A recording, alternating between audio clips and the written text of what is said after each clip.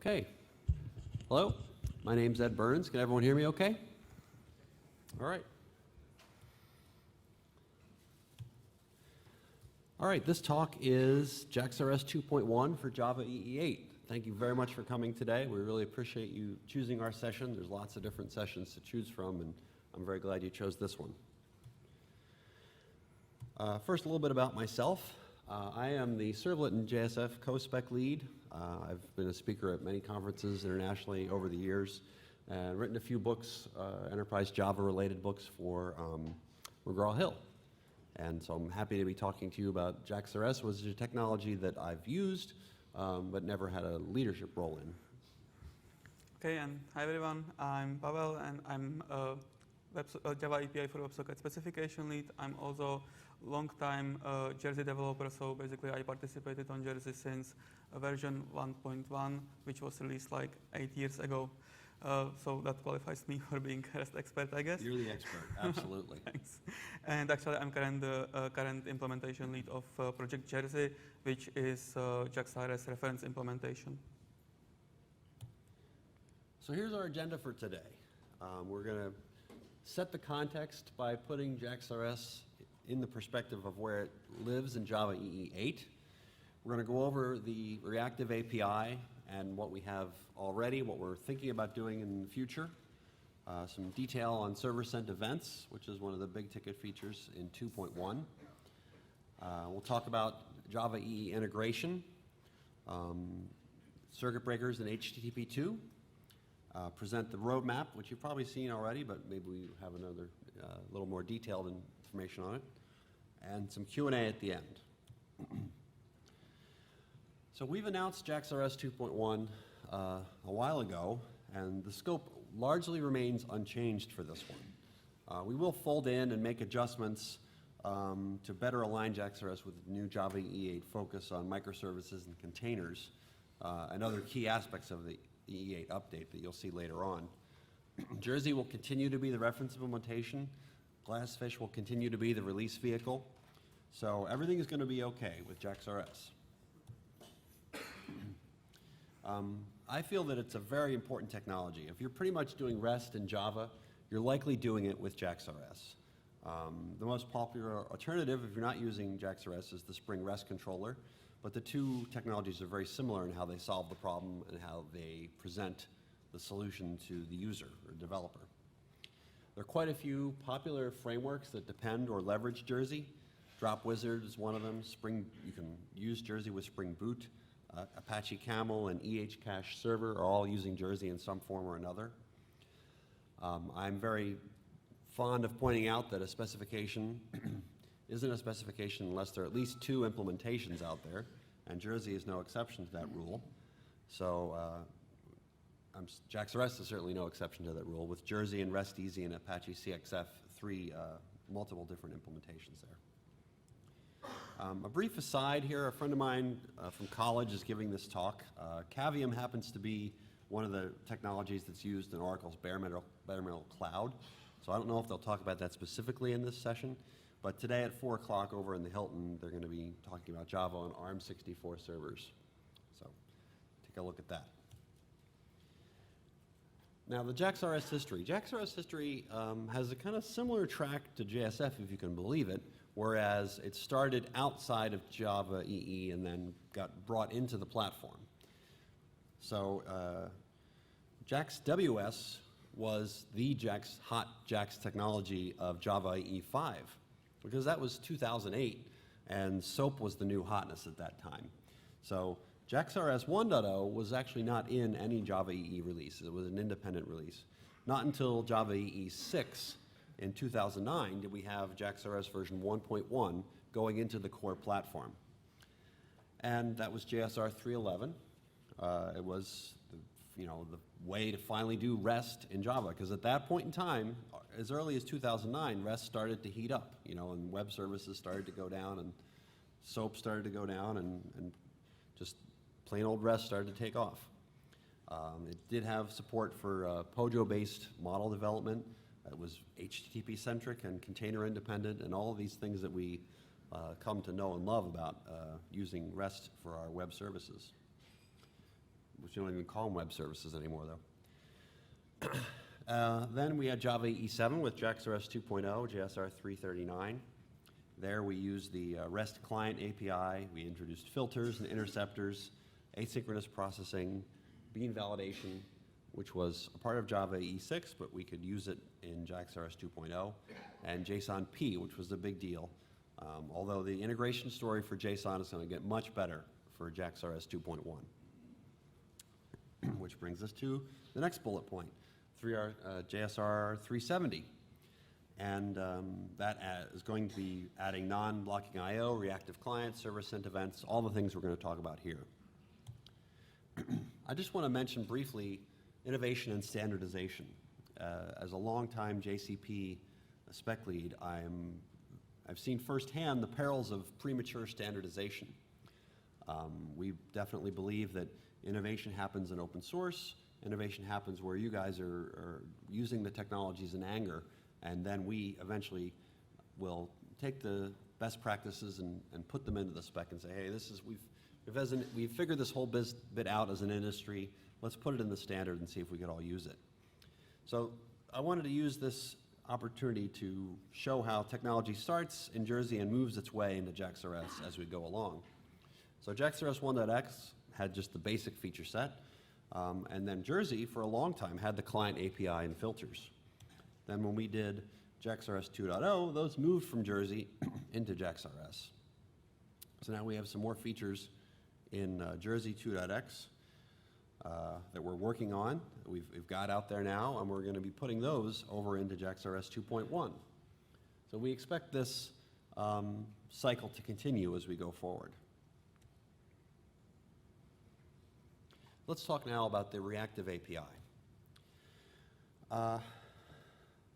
Okay, so this is what we've got in JAX RS 2.0 already, and calling it reactive is sort of an exercise for the developer, because though the requests are made asynchronously, what you do with them is up to you. You have to handle the blocking or non-blocking yourself. With this code here, it's up to you when you're going to call future.get. So you can certainly do that in an asynchronous and reactive way, but it's quite labor intensive. But people are doing it, and there's no problem really. In 2.1, this is the first version of JAX RS where we can actually take advantage of features in Java SE 8. Most notably the improved future and CompletableFuture. If you haven't looked at this API, it's very powerful. It has a lot of features, about 38 methods or so. And it's really ideal for this kind of sequential reactive invocation, where it's all about letting the blocking get pushed as far away from the core of the system as possible. You want to push the blocking as far up the stack towards the user or whatever is consuming the API as possible. So one of the things you'll see with many usages of reactive APIs is finding answers to questions that are coming from the client. And a lot of times, in order to get the final answer from the client, you have to ask multiple different questions, combine the answers, and then serve up the response. And doing that in a non-blocking reactive way is the challenge. Okay, so this example actually shows how you can do this reactive thing in JAX RS 2.0. So it's actually okay if you don't see the code. It's intentionally too small to read. It's not something you really want to explore. But this is using invocation callback from JAX RS 2.0, in which you have the possibility to basically register something which will be invoked when the responses are received. So this implements simple example. You can imagine that we want to make two calls in parallel, then get the responses, combine them into one single thing, and send it as a request entity to another remote service, and then print out the response. There are several challenges you need to face. Basically, if you have the invocation callback, the callback is called from different threads, so you need to handle multi-threading, you need to handle thread safety, synchronization, etc. And basically, you don't know which request will come first, so you need to make sure that you are storing these responses appropriately and reading them when they are available to basically not block the thread. So as I said, you don't really should watch this code. And this is JAX RS 2.1 way. So you can see that the change in the API is quite minimal. We just added a new request builder, which is highlighted as an RX. And by using this, you will get a completion stage instead of plain future. Completion stage is an interface which is implemented by CompletableFuture, and this actually brings in all features Ed already mentioned. So in this case, I'm doing the same use case, so I'm doing 2 parallel requests, and then combining these completion stages into one. So I'm combining them into single one, and then registering a Lambda function which will be invoked when both of these completion stages are finished. When this is done, I can safely read the response. I know it won't be blocked because there is a guarantee that I will already have these responses. Then I'm making the next call to the third call with combination of these responses, and then registering another Lambda function which will process this call and prints out the response. So you can see that this code is much more elegant than the previous one, much easier to read, and more error prone. No, less error. Oh, sorry. Which is good, because the more code you have, the more chances are of introducing bugs. So minimizing the amount of code you have to write is what we've been trying to do for years.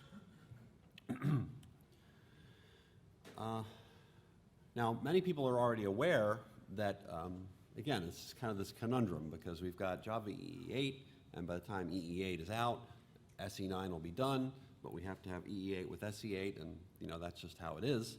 But boy, it would be nice if we could use that flow API, wouldn't it? Well, the design that's been proposed for JAX RS 2.1 is the RX invoker of T, a parameterized type, and that lets you leverage the Java SE9 flow API, which I'll be covering in more detail during the servlet talk today at 4 o'clock in this room. And so this is a very nice way for JAX RS to be able to ship in the EE8 schedule, but if you are using SE9 in your runtime, you'll be able to take advantage of it. So let's get into some more code. This is a simple RESTful service showing how to generate a set of items for a product list, a wish list, right?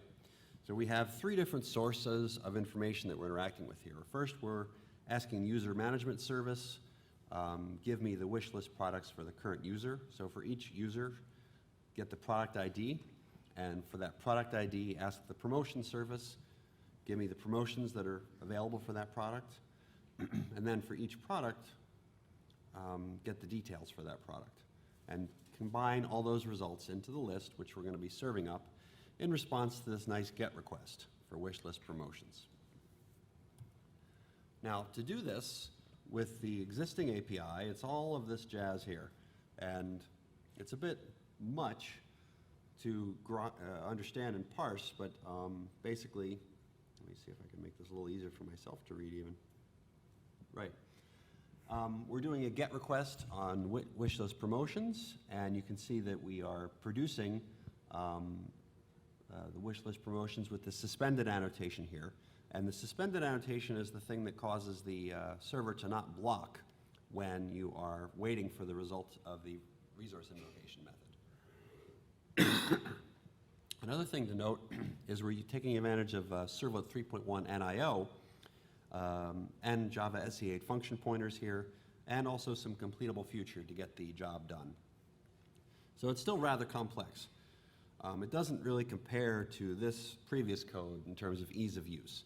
This is why the traditional blocking stuff is so easy to understand. Your brain knows things happen in a certain order in reality, and you can see that represented in the code. It'd be very nice if we could take this simplicity and combine it with the desired goal of having this be reactive, where, as I said before, all of the blocking is pushed out of the system as far as possible. I mean, ideally, if you're in a web application, the only thing that blocks should be the browser's event loop that's actually painting the buttons on the screen and all that kind of stuff. That kind of blocking, leave it up to the UI code. It's right in front of the user. Blocking on the server side, you don't want to do it if you can avoid it. So we came up, actually this is an idea that Santiago and Marek came up with and presented the sketches of it last year, and we're going to give you some more details here. What they call declarative reactive code. So I mentioned the browser as being an important factor here. Well, one way, and one of only two ways really, to get the right level of asynchrony in the browser is to use server-send events. So we're declaring an SSE source, and that's when the browser says, give me the wish listed products, what it gets back from the server is actually a promise of the products when they're going to be coming in from all the different services that are going to be aggregated. So let's assume the browser has already made the request. Give me the wish list products. The SSE event socket is open now. So we are starting to get events coming back from the product service. So we get one event for the product ID. And we want to get down to the point where we actually have the list of promotions. So how do we get from here to here? So we're going to be asking these two different services, the promotion service and the product detail, for their actions that they need to do. And then we're going to be combining the result down here and serving it up. So these different result annotations here are showing us those kinds of aggregation steps. You want to say anything more about this slide, Pavel? Yeah, maybe please take this only as a proposal or basically as the state which we'd like to get in, but it might not be really part of the JAX RS specification. We are still figuring out whether this belongs to JAX RS or maybe to some other specification which could be done, but most likely not in scope of EE8, I guess. Anyway, we would really like to see this working at some point, but we are kind of far from that yet, and you will definitely need to write more code to achieve this result, I guess, at least for the next release. So continuing with non-blocking I/O, and the first thing I'd like to say about non-blocking I/O that async is not non-blocking. Async is basically about putting the work to the different thread. So you are not blocking your application thread because, for example, if you are on the client side, the request is executed in some executor service or somewhere else, basically, and you can monitor its progress or get the response if you want, but basically you are not blocking the application code. On the server side, it's very similar, and actually it's done, or in JAX RS 2.0 supports it, using this at suspended annotation, which you can get async response, and then once you're ready to produce the actual response, so the resource method won't be blocked, and once you're ready to produce the response, you can call async response resume method and provide the response entity, and that's basically it. So what is non-blocking? Non-blocking I/O is basically that you don't really, so each invocation you have in your stack must be non-blocking, and then you can say that you have non-blocking stack. From networking layer, we already have non-blocking HTTP containers or HTTP transports. That's fine. We even have servlet since version 3.1. It introduces non-blocking API. If you are familiar with that specification, then you know servlet input stream and servlet output stream, which allows you to register some kind of listeners, which are and they are notified when you can read or write in non-blocking manner. Unfortunately, in JAX RS, we don't have anything like that. And if you are familiar with that API well enough, or if you ever try to consume or produce entity in lower layers, so basically if you were implementing, for example, a message body reader or writer, you get to the point where you need to deal with input and output stream from Java API. And that's basically the place where you are making blocking calls. Input and output stream are blocking API, and if we want to state that you can create JAX RS application in a non-blocking manner, we need to get rid of that somehow or enhance the functionality, basically to provide a way how you can check maybe before you will call this API whether the next call will be blocking or not. So that's what we are trying to do in JAX RS 2.1.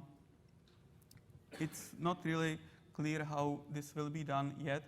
There is actually JAX RS 2.1 milestone 1 was released last week, and it contains some of the ideas about how to do non-blocking, especially on the client side. So it introduces an IO invoker, an IO writer handler, an IO input stream, and output stream.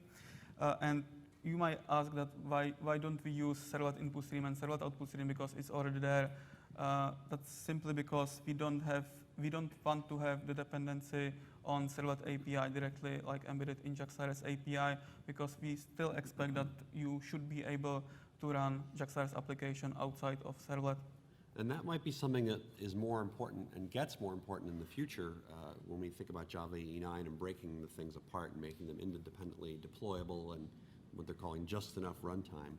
And so it turns out that, the separation of concerns that we get by separating our world into these different JSRs that intentionally, most of the time, and sometimes unintentionally, don't talk to each other, at least you don't introduce dependencies that are hard to break later on. Yeah, thanks. Okay, so anyway, this is still work in progress. If you have any ideas or any suggestions which you might want to do, or how would you like to have it be this done in JAX RS, feel free to send them an email to JAX RS users list, and we will get back to that later. Okay. Another big addition for JAX RS specification is support for servers and events. There was a discussion whether this actually belongs to JAX RS or not, but it was decided that it does. It's basically it's basically support for just another media type, so in that sense, it kind of belongs there.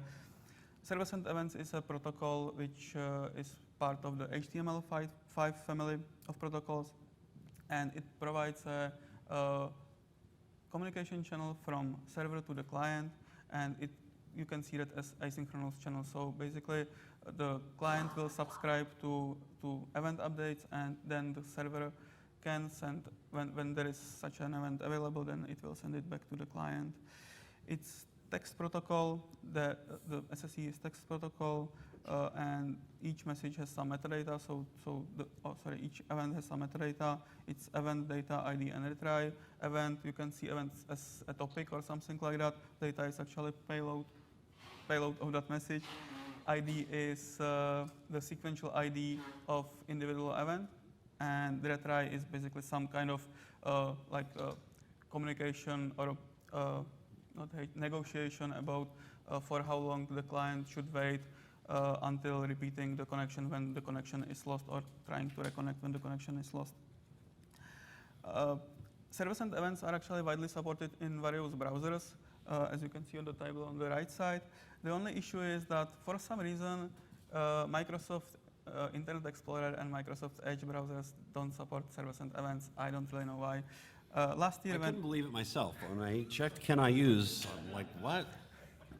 Yeah, and last year when I did my research, then it was even like the Android browser did not support servers and events, but it's supported now. So you can use it on Android, but you cannot use it on Windows box. I don't know what is going on. But actually, I saw an issue filed against Internet Explorer and even Microsoft Edge, and they are going to include it, I guess, finally. So we'll see whether that will happen, and when, maybe next year, right? So servers and events is it's built on HTTP, so you can see that as basically there is no difference compared to standard request response scheme. But the only thing is that when you receive the response, then the response is actually not bound. Like it doesn't have fixed size. You can expect it like more messages to come. So this is actually output of Carol, which I did on one of our JSON examples. So it really printed out like this nice text output on the console, and these events were done asynchronously. So basically, when I produced an event, then it was received by the client as it is now. So I mentioned earlier not blocking being the best thing. And there being two ways to not block when you're doing web-based applications. So service and events is one, and the other one is WebSocket. And you could also consider AJAX to be a kind of a similar thing. But it's this whole notion of having multiple channels open at the same time. Okay. So how to do servers and events in JAX RS? Again, in the recently published milestone 1, there is a notion, or there is basically this API already present. And so basically, when I think about WebSocket on the server side, and there are two major use cases. The first one is that I'm creating some operation, or I'm posting some data, and I want to be notified about the progress of that operation. So this is exactly what is being done here. You are when this resource method is invoked, then the SSE event output is created by calling SSE context, but that's not really important right now. And basically, there is a new thread spawned for that action, and that's it. The resource method ends instantly by just returning this SSE event output. So that's the promise, or sending basically just the channel. And there is a nice red arrow which Ed made me include it into the slide. So please don't start your threads like this. You need to use concurrency API or things like that. Actually, Kirk Pepperdine made me put it in. Okay. Passing it on. Okay, so it's just an example. Anyway, so when this thread is created, then it will actually use the created SSE event output to produce these messages about the state, and once the state is, or once the operation is done, then it will close the channel, and that's how the client can know the information whether the operation was completed or not. This is basically just like a one-time event, so you have only single listener to these events, and you might want to do something more complex. I hope this is good enough to read, well, if not, that doesn't really matter. So there is another notion, and or another class, it's called SSE broadcaster. That's basically more tied to like exposing some messaging API, or at least part of it, using HTTP. So you can use your clients or web browsers to basically subscribe to some kind of topic, and then it will be sent to the browser. And underlying, like the event source can be even like some messaging framework, for example, JMS or something like that. It doesn't really matter. This example just creates artificial messages, I guess. So you are subscribing, when client subscribes to this event source, then the event source is the SSE event output is actually added to the broadcaster, and then you are not dealing with individual SSE event outputs, but you are only dealing with the broadcaster, which manages sending these events to all subscribed clients. And the last thing I basically wanted to mention about this protocol was that, oh no, it's not the last thing. But anyway, the ID I already mentioned in the messages, it actually can serve as a like semi-reliable messaging, because, it's trying to solve that. So if you use this, and it's optional in the protocol, and you can add sequential ID to each of your events which you are emitting from the server side, and then client, when it loses the connection, it can include this ID when reconnecting to the server side, and the server, if it supports this feature, it can replay the messages which were sent or transmitted in between of when this client was reconnecting. So that's actually a nice feature, and you can like if you already have messaging and you need to somehow transfer it to the browser, then SSE is actually the way to go if the one-way channel is good enough for you. On the client, so this was the server side. JAX RS supports server-sent events on the client side as well. We have two models, push and pull. Push model is more like this done in like reactive vision in a sense. Basically, you are creating SSE event source, and that's if you are familiar with JavaScript API, this is very much in the same manner. So you are registering a Lambda function which will be invoked when any event arrives to the client. The other model is pull, and that's basically you can blockingly read from the SSE event input. So that's this part, and basically it's very much standard JAX RS client invocation. You will just asking for SSE event input class. You will get the instance, and it has read method which is blocking. So once the event arrives, you will get the SSE event, and that's basically it. So let's talk a little bit about HTTP2, just a bit of foreshadowing later for the talk that's coming at 4 o'clock. With server-sent events, It just so happens that if you're running server-side events on top of HTTP2, you can expect some better performance, at least on the server side, in terms of socket utilization. And that's because one of the main things that's in the HTTP2 specification is the ability to cram a lot more down the one pipe of a single TCP socket. So one stream can be used as an SSE channel from the server to the client, and another one can be used as client to server, but this will just happen for you transparently by using the HTTP protocol with server-sent events at the same time. You might start to think, oh, well, I've got bidirectional protocol, I got an event thing that I can send from. It's not quite the same as WebSocket. You can kind of approximate it by using JavaScript on the client side to actually, what you do is on the server side, use the server-sent event to pre-populate the cache, and then you use server push, that is, to pre-populate the cache with resources, and then you can send server-sent events to fetch things that you already know are in the cache. So that's kind of one way to use HTTP2 multi-directional communication as an approximation to WebSocket. But you know what? If you've got WebSocket, you can use it anyway. Pavel has a talk with David Delabasi. That's just me. This one. Oh, okay. But I have a talk with David tomorrow, and we will discuss it in some detail as well. But the talk which is referenced on this slide is basically like introductory talk about a complete set of protocols from how it began from simple HTTP, and actually I end with WebSocket protocol. So thanks. Yeah, that's cool. Okay, another big chapter of this JAX RS 2.1 is integrations with other specifications. So Java platform is not just a set of individual specifications, right? You need to be able to use the stack completely. So if you are using JAX RS, you are most likely using CDI as well, and JAX-B and stuff like that. So that's exactly the first thing, and I'm really excited about JSON-B being added to the platform specification, because Java EE7 and older, we have only JAX-B as the binding provider. So if you wanted to send some data or serialize some data directly from Java Beans, then XML was your only option. Now with JSON-B being added to the platform since EE8, you will have you should have very simple way how to serialize and deserialize JSON to standard Java objects. This will be done in JSR 367, Java API for JSON binding.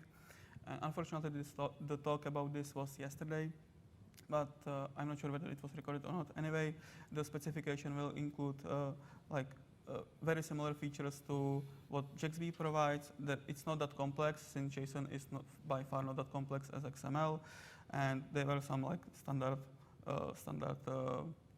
features like naming and ordering strategies, adapters, encoding, and stuff like that. But this is to be expected from that specification.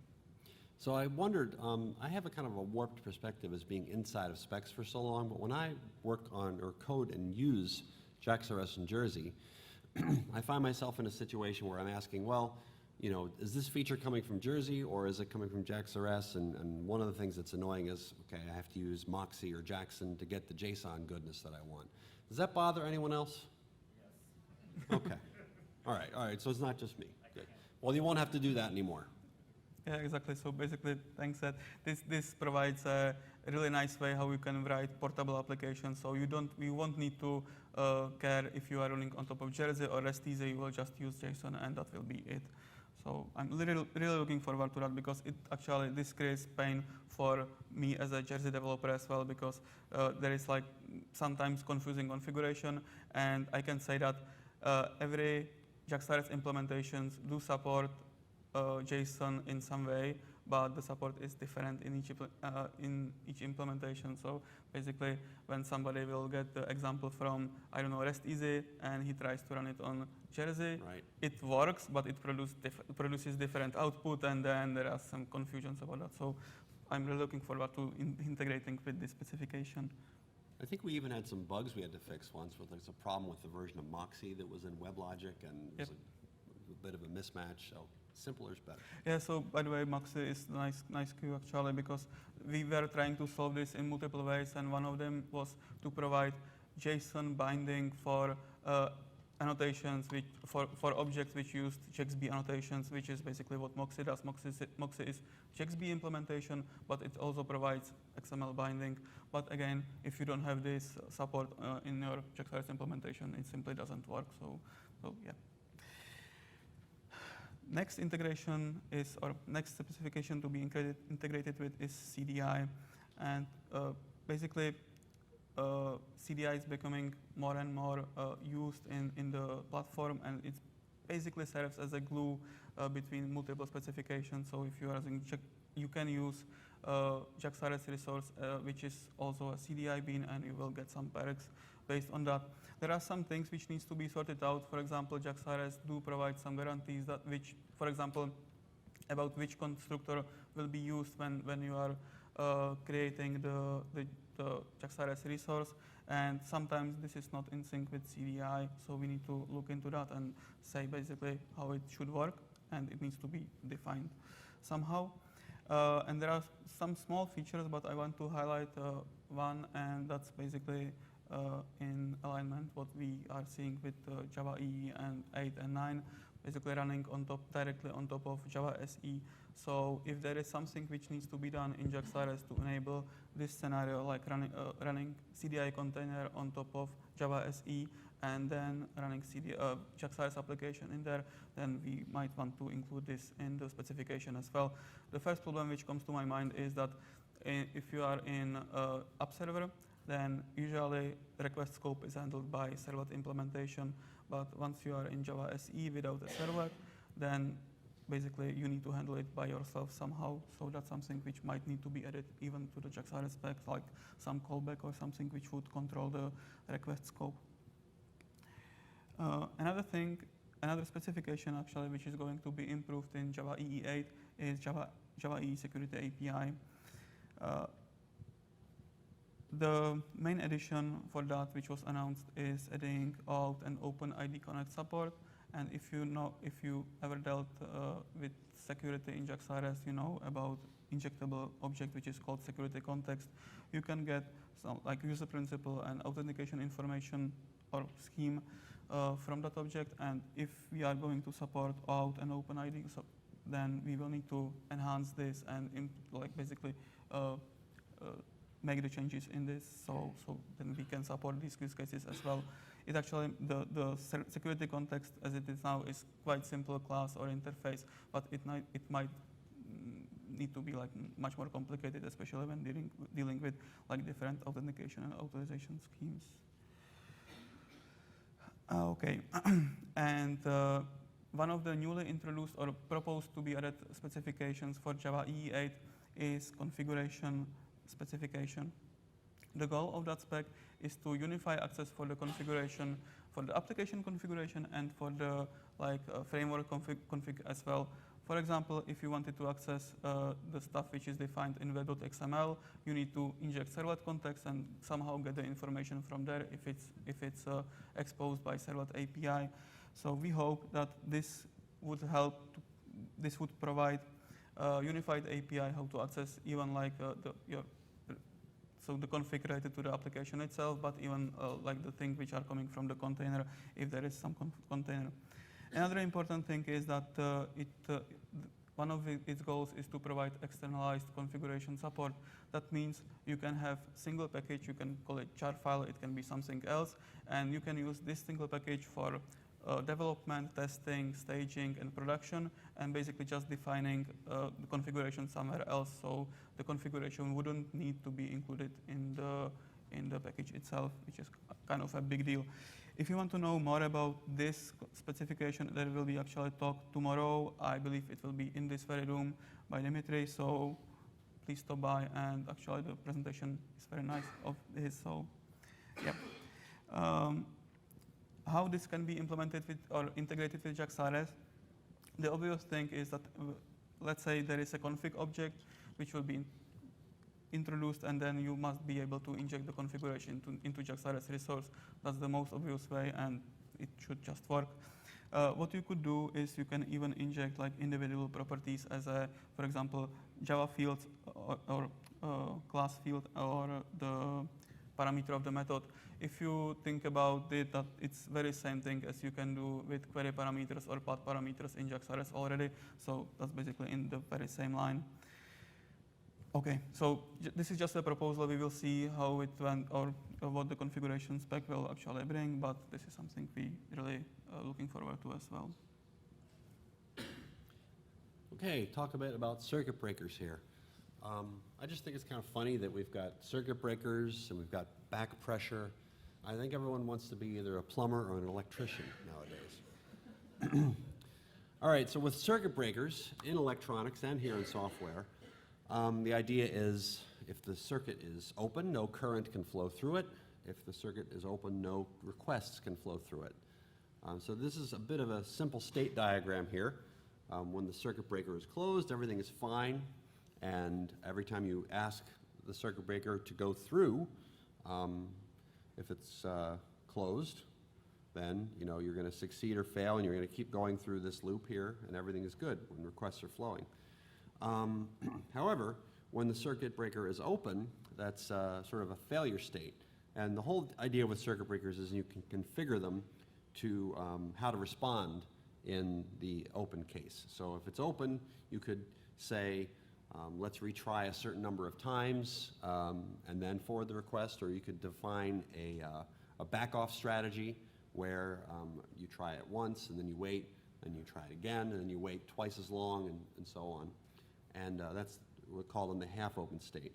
And you can also define what sort of response will be returned when you're in this half-open state, which is maybe you just return the same answer you gave last time. Or you could perhaps pre-configure it with a canned response to do in the case when you're trying to determine whether or not you're going to ever recover or not. So this half-open state is really where all of the retry logic and stuff happens. Anything else you want to add on that one? No. Okay. So it's a generic way to deal with failures in remote services. You can really kind of protect your system resources by monitoring these calls to the remote service. So it's aware of what's happening downstream. You configure it to know what's happening downstream. So when this is added to JAX RS 2.1, the real spec portion of it will be to define specifically what happens in the case of certain HTTP error codes or TCP error codes, what to do in those cases. And that's something that's perfectly well suited to discussion on the expert group and decide what are we doing with different 500 series error codes in those cases.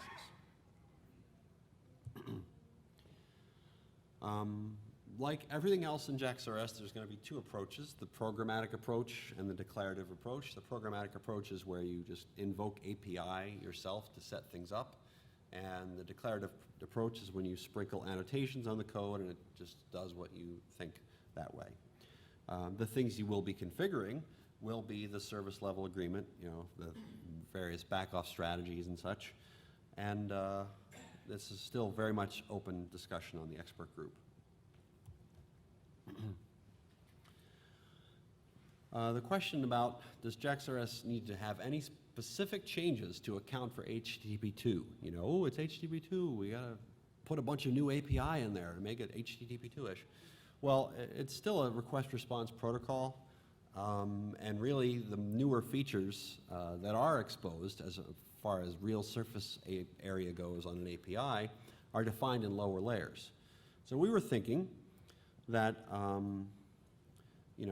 you would be able to achieve that by just injecting the HTTP servlet request. And then that's where you get your push builder, which I'll talk about later today, if you wanted to actually use the HTTP2 server push feature, for example. Will JAX RS be faster on HTTP2? This is another thing that people talk about.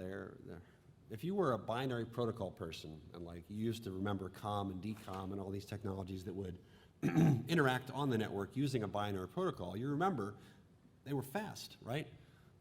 Because they didn't have to convert everything to 8-bit ASCII or Unicode or UTF-8, that is. And so we've sort of fallen by the wayside. Everything is text now with REST and such. Well, HTTP2 is in fact a binary protocol. So if you're sending and receiving binary data, you'll get an instant boost in your throughput. And resource-wise, as I mentioned earlier, there's better usage of sockets, so it's less consuming of resources. That's all I wanted to say there. So this is the talk today, HTTP2. This is the title of the slide, but the talk here is all about just Servlet 4.0 and HTTP2.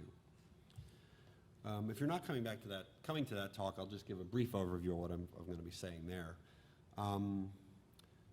The HTTP2 features in 1.x, you have request response, right? In HTTP2, you have one request, one response, and multiple requests and responses can happen in the same socket.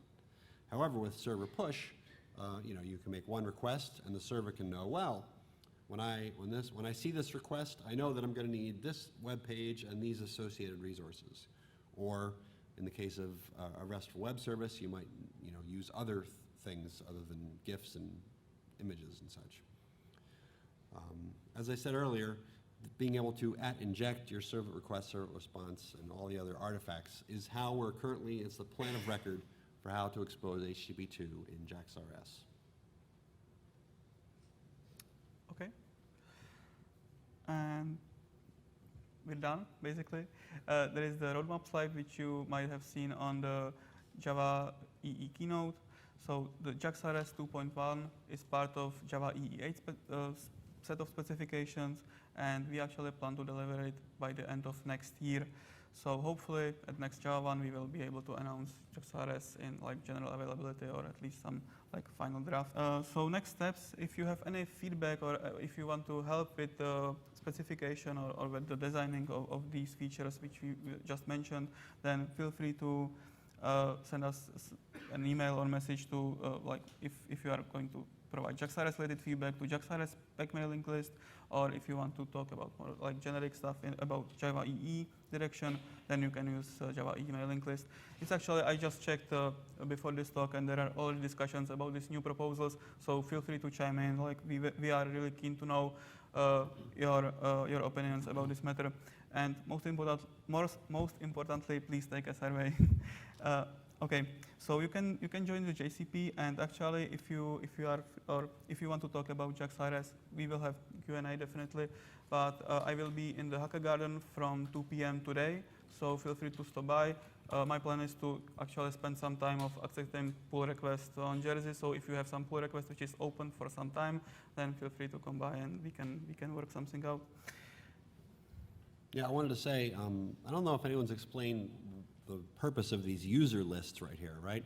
So the purpose of these user lists is that each JCP JSR, including the Java EE umbrella JSR, has to set up a users list such that anyone can subscribe to it, and any message that is sent to it also goes to the expert group.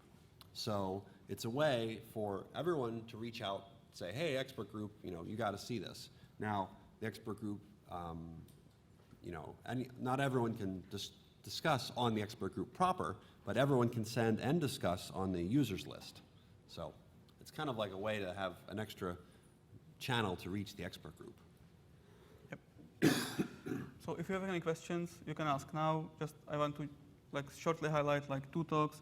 I already mentioned this configuration for Java EE, which will happen tomorrow. And there is actually even security for Java EE 8 in the cloud. So expect some major updates in that. It will be delivered by KK, and it will be a really nice talk as well. So if you are interested in security, then go to see that. Okay, any questions? About the better integration with CDI. So in Java EE 7, it seems like the integration works really well with resources. But when you have a sub-resource locator, you can kind of do JAX RS injection on the sub-resource object you created, but that's kind of all separate from the CDI injection. Is something like that going to be brought together more? Okay, so the question was, when doing CDI interaction with JAX RS now, the resource locator causes a bit of an impedance mismatch between the two technologies. Is that going to be addressed? To be honest, I'm not sure about that, but it should. Actually, you can address it even now, because if you are returning sub-resource locator as a class, not as an object, then it should get injected. If you are returning new instance, then it usually cannot be injected. We could do something like that definitely, but it won't work because we cannot really call the constructor, right? It's your responsibility. So something along these lines, yes, but I actually would even try it, even now after the talk, we can do that, and to see whether the returned class is injected or not. I believe it will be because Jersey, or at least Jersey, uses HK2 as an internal injection framework, and when this is properly connected or bridged to CDI, then you should be able to get everything from CDI as well. But actually, that was something which I didn't mention, that we like to get rid of HK2 ideally and basically have the possibility to run, for example, on pure CDI, even for Jersey internal stuff, or not just CDI. You can think about any injection framework. So basically, the goal for the implementation, if it's possible, would be to create some unified API which would provide pluggable way how to basically bring in any injection framework you want. So it can be CDI, it can be JUice, it can be anything you want. So that, but yeah, it will take a lot of work, and I'm not sure whether we will be able to deliver that. Is the sub-resource locator returning a class? Is that just what Jersey does, or is that part of the spec? That was something I was confused about. The question was, when the sub-resource locator returns a class, is that defined as required by JAX RS, or is it an implementation feature of Jersey? So it's not required. It's one of the options you have. You can return a class or instance, but I'm pretty sure this is part of the specification. Cool. As far as HTTP2 support goes, is there any JAX RS client support? Great question. So the question was, is there HTTP2 support in the JAX RS client? Yeah, that's a good one. Thanks. I will, there is an HTTP2 client in Java SE9. So yeah, so actually that might be a problem, and we don't know about, we don't really know how to deal with that yet, because as I mentioned, we have HTTP2 client in Java 9, but Java EE8 is Java SE8, so we cannot really use that. So it's not completely clear whether we make it mandated in JAX RS to provide HTTP2 enabled client. So we don't really know. As if you want to have it in the spec defined, then send a message to the mailing list and just say, okay, so when you are providing server-side HTTP2 API or support, then you really need to provide client support as well, and that's it. Feel free to do that. And there's certainly ample precedent for a specification saying, if you're running in an environment that has X, you must support X. So we've done that with bean validation and JSF, for example. Yeah. But thanks for your question. That was a good one. Any other questions? Keto. Okay. Oracle does not make any comments on staffing or resources. Full stop. Other questions? You mentioned Java EE security and roles allowed, and how the slide said Jersey supports roles allowed. Is roles allowed part of the spec? Similar question. The question was, is roles allowed a part of the spec? And I think it is. It's 250, right? Yeah, it's 250, but actually I looked when I was creating that slide, and I tried to see whether this is actually included in JAX RS specification, whether there is some explicit mention of this being supported in JAX RS, and it's not. So it seems like this is just a Jersey feature right now, but if we are going to redo the security support or basically improve security support in JAX RS, we might even include these as officially supported in the specification itself. Anything else? Got 6 minutes left. Well, does this look like something that is promising? Is it looking pretty interesting to people, or circuit breakers looking all right? Okay. Yeah, go for it. With the circuit breakers, you mentioned the types of errors that the circuit breaker might respond to, like HTTP 5x. 5x, right. Would other client error codes ever be a reason to reverse circuit breaker? So the question was, we specifically mentioned HTTP error codes as things being considered in the circuit breakers, what kind of other things would be considered? So again, this is just a proposal, but when I was thinking about this, I actually went a little bit like further ahead, and I would even get like full control of the HTTP headers and HTTP status code, and basically let the implementation or let the user of that API decide whether this is okay response or not response. It would be even like, I would even consider having this implementation access to the entity itself, but that might not be a nice thing to do, because then you might need to cache the whole entity, and if it's like a big one, then you don't really need to do that. So headers and status code, definitely, yeah, that can be like considered. You can basically, if your application is always returning HTTP 200, but sometimes it returns some strange header which will basically mark this response as a bad one, then yeah, you should be able to do that. So.